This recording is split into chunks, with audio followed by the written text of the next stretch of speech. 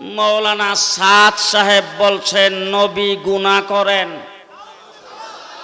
শুধু সাইয়্যিদুল মুরসালিন সাইয়্যিদুন নবী মুহাম্মদুর রাসূলুল্লাহ সাল্লাল্লাহু আলাইহি সাল্লাম সম্পর্কে বলেছেন, রাসূল সাল্লাল্লাহু আলাইহি সাল্লাম যতগুলি বিয়ে করেছেন সমস্ত বিয়াতে হুজুর আকরাম সাল্লাল্লাহু আলাইহি সাল্লাম খিজুর দিয়া উলিমা করেছেন। শুধুমাত্র জয়নব রাদিয়াল্লাহু তাআলা আনহুকে বিয়ে করার সময় আল্লাহর নবী গোশত আর রুটি দিয়া তিনি উলিমা করেছিলেন। এটা নবী ভুল করছেন। নাউজুবিল্লাহ। দেখেন ডাইনি বামে তাকে দেখেন, কেউ যদি নাউজুবিল্লাহ না কয় মনে করবেন হে দলের লোক। নাউজুবিল্লাহ জোরে কান, আরো জোরে কান। হযরতে মূসা আলাইহিস সালাম কালিমুল্লাহ তাওরীত কিতাব আনার জন্য গিয়েছেন, আল্লাহ পাকের সঙ্গে কথাবার্তা বলতেছেন। মূসা আলাইহিস সালামকে আল্লাহ পাক 30 দিনের জন্য ডাকছিলেন, 30 দিন থাকার জন্য নিয়ত করে গেছিলেন। আল্লাহ তাবারক ওয়া তাআলার হুকুমে মূসা আলাইহিস সালাম আরো 10 দিন বেশি সেখানে রইছেন। হযরতে মূসা আলাইহিস সালাম সম্পর্কে মাওলানা সাদ বলছে 10 দিন বেশি সেখানে থাকছেন। 40 দিন কিতাব আনার জন্য যাইয়া ওই জায়গায় থাকার কারণে 5,56,000 উম্মত তার গুমরা হয়ে গেছে। মূসা আলাইহিস সালাম ক্ষমার যোগ্য ভুল করেছেন। মৌলানা সাদ সাহেব বলছেন ক্যামেরাওয়ালা মোবাইল পকেটে নিয়ে যদি কোনো ব্যক্তি নামাজ পড়ে নামাজ হবে না, হারাম। এইটা কি মোবাইল? হ্যাঁ, উনি আজ পর্যন্ত কোনোদিন যখন যে মসজিদের ভিতরে ঢুকছে আজান হয়ে গেছে নামাজের টাইম হয়ে গেছে তখন কি মুসল্লিদেরকে এ পর্যন্ত কোনোদিন আপনি কইছেন বলে মুসল্লিরা একটু দেরি করেন, আমি মোবাইলটা বলে নিয়ে আসছিলাম আমার বউর কাছে রাইখাই? জি, নামাজে দাঁড়াইলে আমরা এই মোবাইল নিয়ে নামাজ পড়ি কিনা, পড়াই কিনা? মৌলানা সাদ সাহেব বলছেন ক্যামেরাওয়ালা মোবাইল পকেটে নিয়ে যদি কোনো ব্যক্তি নামাজ পড়ে নামাজ হবে না, হারাম। আর মৌলানা সাদ বলে কোরআন শরীফ না বুঝা পড়লে কবিরা গুনাহ, না বুঝা পড়ে কোনো লাভ নাই। মৌলানা সাদ বলছেন আল্লাহ হেদায়েতের মালিক না। যদি আল্লাহ পাক হেদায়েতের মালিক হইতেন তাইলে আল্লাহ নবী পাঠাইতেন না। মুহাম্মদুর রাসূলুল্লাহ, কথা সংক্ষেপে বলতেছি, বিস্তারিত বলার সময় নাই। মুহাম্মদুর রাসূলুল্লাহ সাল্লাল্লাহু আলাইহি ওয়াসাল্লামকে হযরতে আবু হুরায়রা বলছেন হুজুর আমার মা মুশরিকা, একটু দোয়া করেন আমার মা যেন আল্লাহ হেদায়েত করে। আল্লাহর নবী হাত উঠায় রাস্তার কিনারে দাঁড়ায় দোয়া করেছেন, আল্লাহ আবু হুরায়রার মাকে হেদায়েত করো। আবু হুরায়রা দিশে দৌড় যখন দিছে তখন লোকজন তার জামা কাপড়ের মধ্যে টাইনা ধরছে, দৌড়ে বলছে কোথায় যাও? বলে সারো দেখি আল্লাহর নবী যে দোয়া করছেন দোয়াটা আমার বাড়িতে আগে পৌঁছে না আমি আমার বাড়িতে আগে পৌঁছে সেটা আমি একটু দেখতে চাই। দৌড়ে যাইয়া দেখে দোয়া মানে সে বাড়িতে যাইয়া পৌঁছবার আগে দোয়া পৌঁছে গেছে, আবু হুরায়রার মা হেদায়েত হয়ে গেছে। রাসূলুল্লাহ সাল্লাল্লাহু আলাইহি সাল্লাম দারে আরকামে বসে দোয়া করেছেন। হযরত ওমর ইবনুল খাত্তাবকে আল্লাহ হেদায়েত করায়া মুসলমান বানায়া ইমানদার বানায়া আল্লাহর নবীর দরবারে প্রেরণ করে দিয়েছেন। ইয়ামান থেকে হযরতে আবু হুরায়রাকে আল্লাহ পাক প্রেরণ করে দিয়েছেন। হাবশা থেকে হযরতে বেলালকে আল্লাহ পাক প্রেরণ করে দিয়েছেন। পারস্য থেকে সালমানকে আল্লাহ পাক প্রেরণ করে দিয়েছেন। কিন্তু আল্লাহর নবীর আপন চাচা যিনি রাসূলকে গোসল করিয়েছেন, জীবনে কতবার তার ঠিক নাই, হুজুরকে খানা খাওয়াইছেন, হুজুরকে নাস্তা খাওয়াইছেন, হুজুরকে মাথায় হাত দিয়ে আদর করেছেন, আঙ্গুলে ধরে ধরে হাঁটাইছেন, হুজুরকে কুলি নিয়েছেন, হুজুরকে ঘুম পাড়াইছেন। আমার নবী মুহাম্মদুর রাসূলুল্লাহ সাল্লাল্লাহু আলাইহি সাল্লামকে লালন পালন যে চাচা করেছেন আবু তালেব, রাসূল সাল্লাল্লাহু আলাইহি ওয়াসাল্লাম চেষ্টা করতে করতে সর্বশেষ মৃত্যুর আগ মুহূর্তে যাইয়া রাসূল মাথার কাছে বসছে, বৈশা তারপরে হুজুর দেখছে, অন্যরা এদিক সেদিক তাকায় আছে। রাসূল কানের কাছে মুখটা নিয়ে বলছেন চাচা আর কেউ জানবে না, জানতেও হবে না, শুনতেও হবে না, সাক্ষী প্রমাণের কোনো প্রয়োজন নাই, আপনি শুধু আমার কানের মধ্যে মুখটা লাগিয়ে বলবেন লা ইলাহা ইল্লাল্লাহ। এইটুক যদি আমার কানের মধ্যে মুখটা লাগিয়ে বলেন আমি শুধু শুনবো, হাসরের ময়দানে যাইয়া আল্লাহর দরবারে সুপারিশ করে আমি আপনাকে জান্নাতে নিয়ে যাব। এইটুক পর্যন্ত চাচা কবুল। আপনাদেরকে জিজ্ঞেস করতে চাই হেদায়েতের মালিক কে? হেদায়েতের মালিক কে? কোরআন শরীফের ভিতরে আল্লাহ পাক পরিষ্কার বলেছেন ইন্নাকা লা তাহদি মান আহবাবতা ওয়ালাকিন্নাল্লাহ ইয়াহদি মান ইয়াশা। হেদায়েতের মালিক হলো আল্লাহ। মাওলানা সাদ বলছেন আল্লাহ হেদায়েতের মালিক না। যদি আল্লাহ পাক হেদায়েতের মালিক হইতেন তাইলে আল্লাহ নবী পাঠাইতেন না। আমি জিজ্ঞেস করতে চাই এখন আপনারা এখানে যারা এসেছেন আপনাদের এই মাদ্রাসার কি নাম? না লাদরচর মাদ্রাসা। আচ্ছা এই লাদরচর মাদ্রাসার মধ্যে আপনাদের এখানে কেউ খতম পড়াইবার জন্য আসে না তো? কোরআন শরীফ খতম বাবা মারা গেছে, মা মারা গেছে, আপনাদের মাদ্রাসা এসে বলে হুজুর আমার মাদ্রাসার রসিদ কেটে আমাদের টাকাটা হুজুর রাখেন, এই মাদ্রাসার হুজুরের টাকাটা দিলাম, আমার বাবার নামে 1 খতম কোরআন শরীফ ইসালে সওয়াব। আরে বাবা আমার মাদ্রাসায় তো যায়, আপনার মাদ্রাসায় যায় না? আচ্ছা যখন যায় তখন কোরআন শরীফ সহজে খতম পড়াইবার জায়গা কোনটা? হেফজখানা। আমার মাদ্রাসায় যখন 10, 15, 20 জন ছাত্র যখন শোনায়, দৌড় শোনায়, আমি হাফিজ সাহেবের কাছে যাই, বলি হাফিজ সাহেব 2 খতম কোরআন শরীফ আছে। হাফিজ সাহেব ওই ছাত্রদের মধ্যে বাক করে দিয়ে দিল। ছাত্ররা বাস ঘন্টা, 1.5 ঘন্টা, 2 ঘন্টার ভিতরে কোরআন শরীফ খতম পড়াই দিল। এখন ছাত্ররা হেফজখানার ছাত্র যে কোরআন শরীফ মুখস্থ করছে, তাদের দ্বারা যে বাবার কবরের আযাব মাফ হওয়ার জন্য আমি যে ইসালে সওয়াবের নিয়তে যে কোরআন শরীফ খতম পড়াইলাম, হেফজখানার ছাত্র হাফেজ হয়ে গেছে 30 পারা। এর ফেডের ভিতরে যদি বুম মারি, বিসমিল্লাহর অর্থ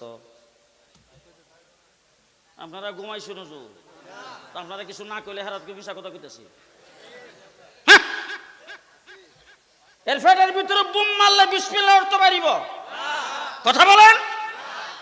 2 নম্বর কথা বলতে চাই, যত কোরআন শরীফের তাফসীর আছে সমস্ত তাফসীরে উলামায়ে কেরাম এখানে আছে আলিফ লাম মিম।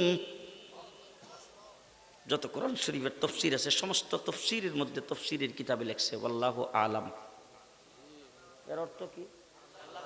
আল্লাহ ভালো জানেন। কে জানেন? আল্লাহ জানেন। কিন্তু রাসূল সাল্লাল্লাহু আলাইহি ওয়াসাল্লাম হাদিসের মধ্যে বলছে, ও আমার উম্মতেরা, তোমরা মনে করতে পারো 1 অক্ষরে 10 টানে, তবে আলিফ লাম মিম 3টে অক্ষর যেহেতু একসাথে টান দিয়ে পড়তে হয়, এই জন্য তোমরা মনে করতে পারো এখানে বোধহয় 3 অক্ষর মিলাই 1 অক্ষর। আসলে 3 অক্ষর মিলাই 1 অক্ষর না। আলিফ হারফুন, লাম হারফুন, মিম হারফুন। আলিফ একটা হরফ, লাম একটা হরফ, মিম একটা হরফ। 3 অক্ষর যদি কোনো ব্যক্তি একসাথে টান দিয়ে পড়ে 30 টানে। রাসূল সাল্লাল্লাহু আলাইহি সাল্লাম বলেন, যেইভাবেই পড়ো 1 অক্ষরে পড়লে 30 টানে, 10 টানে, 3 অক্ষর পড়লে 30 টানে। আর মৌলানা সাদ বলে, কোরআন শরীফ না বুঝা পড়লে কবিরা গুনাহ, না বুঝা পড়ে কোনো লাভ নাই। ও আমার ভাইরা, এরকম যদি বলতে থাকি সারা রাত্র বলতে পারবো, সারা রাত্র বলতে পারবো। রেকর্ড সহ প্রমাণ আমাদের কাছে আছে। গত কয়েকদিন আগে তাদের একজন একটা ভিডিও বার্তা দিছে, সাংবাদিকের এক প্রশ্ন, সেই সময় টিভি মনে হয়, সেই টিভির প্রশ্নে, টিভির মানে ইয়াতে সাক্ষাৎকারে সে বলেছেন, আমাদের সঙ্গে পুলিশ বাহিনী আছে, আমাদের সঙ্গে পুলিশের লোক আছে, আর্মির লোক আছে, বিডিআর লোক আছে, র্যাবের লোক আছে, চোর আছে, ডাকাইত আছে। কেডা আছে? চোর আছে, ডাকাইত আছে। কোন সময় কোনটা গটায় ফেলায় ঠিক নাই। মৌলানা সাহেবকে যদি এই বছর বাংলাদেশে আসতে দেওয়া না হয়, তাইলে কোনটা কেমনে চোর ডাকাইতেরা গটায় ফেলায় ঠিক নাই। পরিষ্কার ভাষায় বলতে চাই, গত 15 বছর চোর ডাকাইতে পরিণত করেছিল বাংলাদেশ।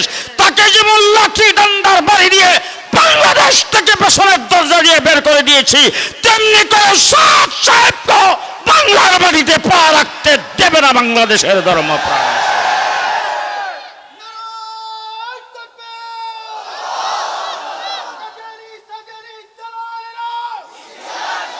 মুসলমান ভালো করে মনে রাখবেন,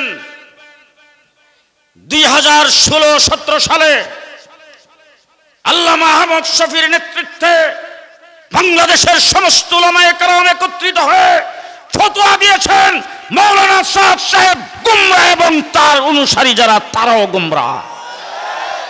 কোন গুমরাহ মানুষের তাবলীগ কোন মসজিদে চলতে পারে না। কোন গুমরাহ পথভ্রষ্টদের তাবলীগ কাকরাইল মসজিদে চলতে পারে না। কোন গুমরাহ পথভ্রষ্টদের তাবলীগ চলতে পারে না টঙ্গীর মাঠে। আমরা পরিষ্কার দাবি জানাচ্ছি, টঙ্গীর মাঠে আমাদের ইজতেমা চলবে, উলামায়ে কেরামের ইজতেমা চলবে।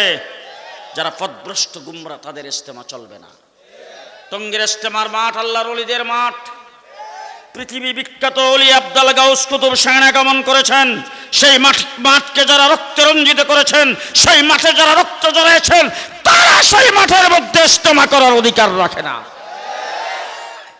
আমার বন্ধুগণ, শেষ কথা আপনাদেরকে বলতে চাই, উলামায়ে কেরাম হলেন ধর্মপ্রাণ মুসলমানদের চিকিৎসক, দ্বীনি কাজের চিকিৎসক, দ্বীনি কাজের চিকিৎসক। কোন ব্যক্তি যাইতেছে মসজিদের কাছে দিয়ে, আজান হইতেছে, আজান হের কানে ঢুকতেছে, হে মসজিদের কাছে দিয়ে তাড়াতাড়ি করে হাইটা যা, আবার নি মসজিদে কেউ দৌড়ে ঢুকায়। এটাকে আমরা মনে করি একটা রোগ।